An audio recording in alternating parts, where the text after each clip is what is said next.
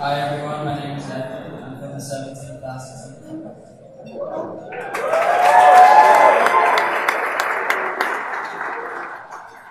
I was just 2 weeks short of 10 years old when I left for America. A pivotal trip my parents had been discussing with for my siblings and I before I was even born. In my parents' words, we were seeking opportunity. And so, in 2012, my siblings, my father, and I sought that opportunity and left.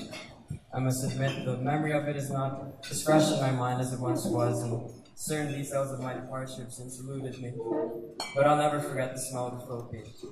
That smell of home, the heat, the humidity, the storms and accompanying blackouts. I'll never forget the weekends I spent with my family, lounging about the sala, the incessant rain tapping against the windows, the creaking of the wooden floors as my brother paces back and forth, waiting impatiently for the lights to come back on, or the warm glow of candles stationed all around the house, matches struck and more candles lit as the day grows darker. I look back upon these days fondly. My favorite part of them is perhaps when the lights come back on. In an unexpected yet much anticipated fraction of a second, electricity is restored to my little town, and the shroud of darkness that had accompanied us for the day is pulled away so suddenly, as a magician with a tablecloth. Throughout the streets, the people scream and cheer in unison. Salamat sa Diyos, they yell. Thank the Lord. I'm telling you all this because what I've just described, the sense of community, of comfort, and of relief, are feelings that I have felt unwaveringly in all my years of being a TEAK fellow. For me, to be a part of TEAK is akin to always having that light on.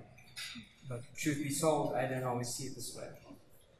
It's been 5 years since that glorious but yet ultimately faithful afternoon in 2014 when I received the same letter every previous TEAK fellow ripped open at one point.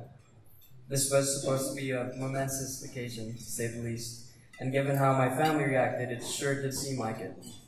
But me, I was doing what 12-year-old me enjoyed most, playing video games, when I got a phone call from my dad.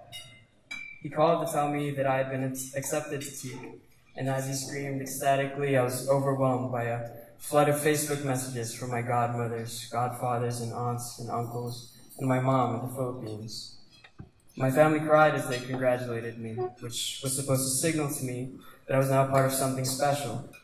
And what I did, essentially, is I said, all right, cool, I guess. And I went back to playing my video games. As much as I now want to scold myself for my lack of enthusiasm all those years ago, could I really blame myself? I was 12 years old. I'd heard the word opportunity more times than I could count. To be uprooted from my home of 10 years for a vast and widely different country, and consequently separated from my mom, who was left behind due to problems with her papers, this, I was told, was an opportunity. To join this strange program, to which I would offer my summers, my Saturdays, my spare time. This was an opportunity. The word had rested so long on my ears before I'd grown to truly know it, understand it, and appreciate it. Thanks. Now that I do, I'm rendered incapable of even beginning to imagine a world in which I didn't take advantage of these opportunities and allowed myself to grow from them. These opportunities have sparked light into my life, given me a sense of direction to go along with my motivation, just without knowing where I should take it. To be in TEAK is like always having that light on, but I think that every fellow in the room can agree that it certainly comes with its challenges.